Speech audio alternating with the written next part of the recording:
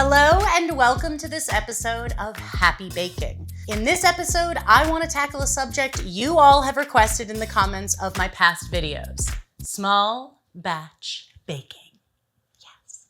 This has been especially trendy in recent years with tons of internet recipes and even whole cookbooks devoted to the subject. And it makes a lot of sense. Smaller batches means less expense, less waste, and if you live alone or with just a few people, it means you're not needing to pawn your bakes off onto friends or neighbors. You've made just enough to enjoy it yourself.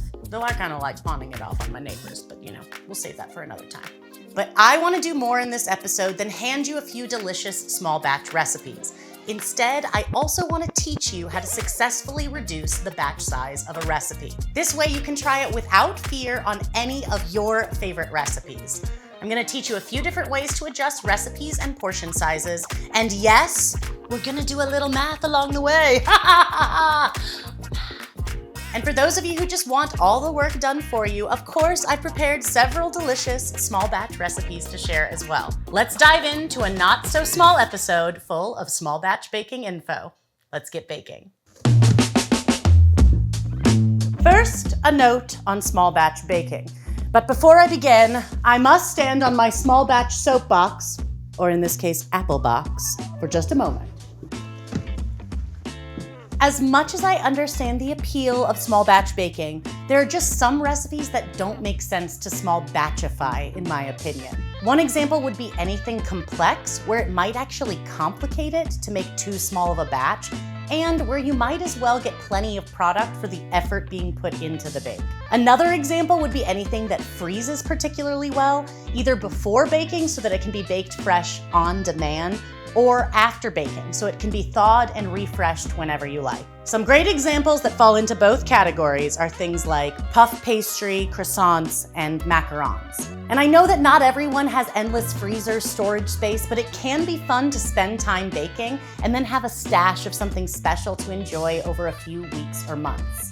And by the way, my new book, Bake Anything, comes out this fall. It has tons of tips for freezing and storing baked goods so you can get the most out of every baking project. So, what are the best kinds of recipes to make in a small batch? Easy recipes for one. Simple things that can be thrown together especially quickly is a real plus in small batch baking. And then really anything that's best served fresh from the oven. The recipes I'm making in this episode fall into both categories, because there's nothing like a warm apple pastry, just baked Parker House rolls, or freshly made cookies. If you'd rather eat it warm or right away, that is a great candidate for small batch baking in my book. If you have questions or small batch recipes you want to request, let me know in the comments.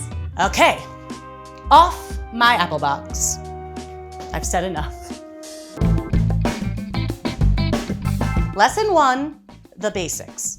There are a few recipes that are naturally easier to adjust. Many simple recipes can be adjusted to make smaller sizes with no real issues.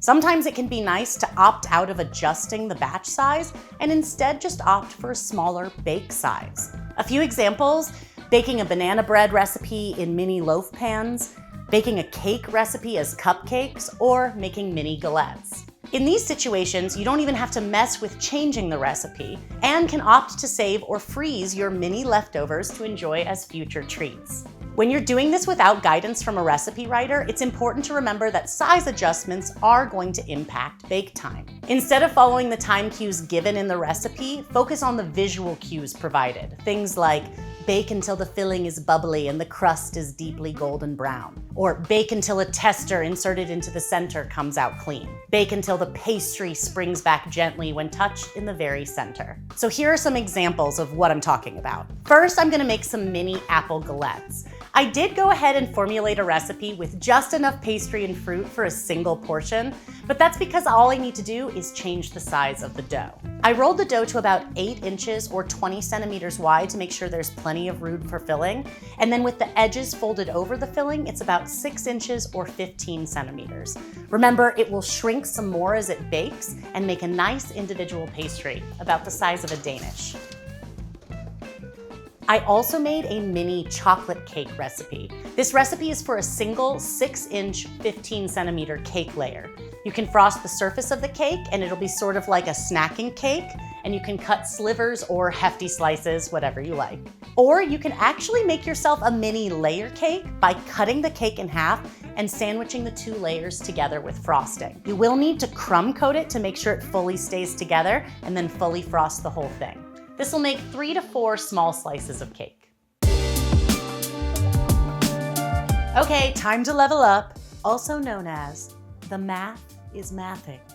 Okay, now let's talk about the art of small batchifying and how you can adjust a recipe yourself. This is actually pretty easy to do, especially if you measure by weight. In fact, get a kiddo in your life involved. They can help you convert the recipe and then you can both enjoy the delicious rewards afterwards. It's no surprise that I prefer scaling by weight instead of volume.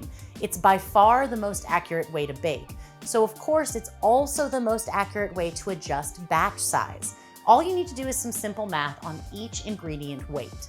Say you want to make a biscuit recipe that says it makes 12, but you only want 4 biscuits. 4 is 1/3 of 12, so you can divide the weight of each ingredient by 3. So for example, 300 grams of flour divided by 3 would become 100 grams. Easy enough. This works great when the number is clean like this, but of course it isn't always. So let's take a more complicated example. Say a recipe makes 9 biscuits and you only want 2 biscuits. You'll need to divide the number you want by the original batch size. So in this case, 2 divided by 9 equals 0.2222, and so on. So now I have this number and I need to multiply this number by the weight of each ingredient. So let's take that same 300 grams, multiply it by 0.222. We would get 66.666. So we can round that up to become 67 grams of flour. With weight measures, you just do the math and then scale this new number. Even though I hate it. Now let's try what happens if you use volume measures, because I've got news for you. It gets messy really quickly. Again, it's easy sometimes. So say you have a recipe that calls for 1/2 cup of butter. That's also 8 tablespoons.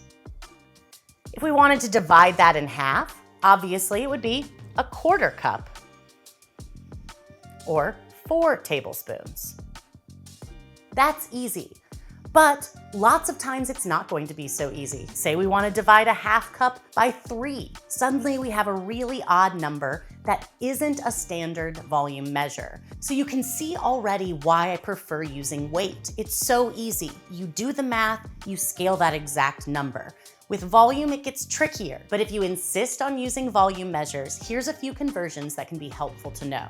1 cup equals 16 tablespoons, and 1 cup also equals 8 fluid ounces. 1 tablespoon equals 3 teaspoons, and 1 fluid ounce equals 2 tablespoons. When the numbers aren't clean, it gets a bit more difficult than it is with weight. There are only a set number of standard volume measures. Rounding up or down to the nearest measure can create pretty significant differences. So say a recipe calls for 5 tablespoons and I want to divide it in half. Suddenly I have the half is 2 tablespoons and plus 1.5 teaspoons. I'm infuriated just thinking about this. What a horrible way to measure. We're gonna have to get so many things out, and even so, we may not end up with an accurate measure. The main takeaway here, using weight is so much easier and the ratio stays intact, making it more likely for your small batch bake to turn out true to the original. Okay, lucky for you, I've already done plenty of math to make 4 delicious small batch recipes. So let's see all of this in practice.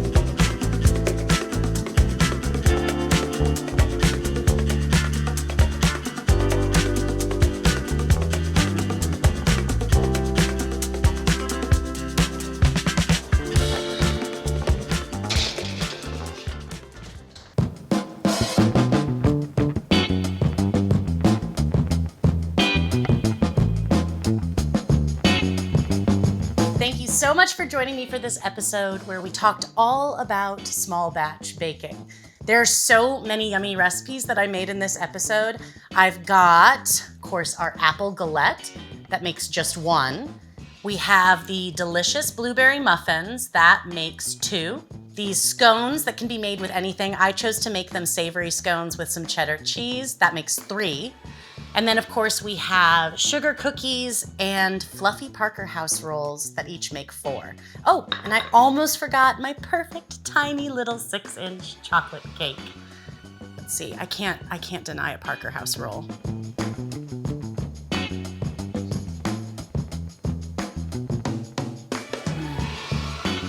Soft and fluffy and buttery. That little bit of salt on top. This is such a perfect thing to make in a small batch because they're best when they're fresh and toasty and warm. I love this, a huge bakery style cookie, but the recipe only makes 4. It's gonna be nice and chewy, look at that. It's a nice bend, that's how you know you got some chew. This is such a good recipe for when you want something sweet and you don't have anything in the house and you just need something ASAP. You can get all the delicious recipes you see in this video linked in the video description below or on my website, ErinJeanneMcDowell.com. Be sure to follow me on social media. You can find me at eMcDowell on Instagram, at Erin J. McDowell on TikTok, and as Erin Jeanne McDowell on Facebook. Also, be sure to check out my Substack. There are free exclusive recipes there coming out each month. And if this episode inspires you to do some small batch baking, please let me know. Use hashtag Happy Baking or tag me in your posts on social media. I love to see what you're making in your kitchens. Until next time, I'll wish you lots of happy small batch baking. A galette for one.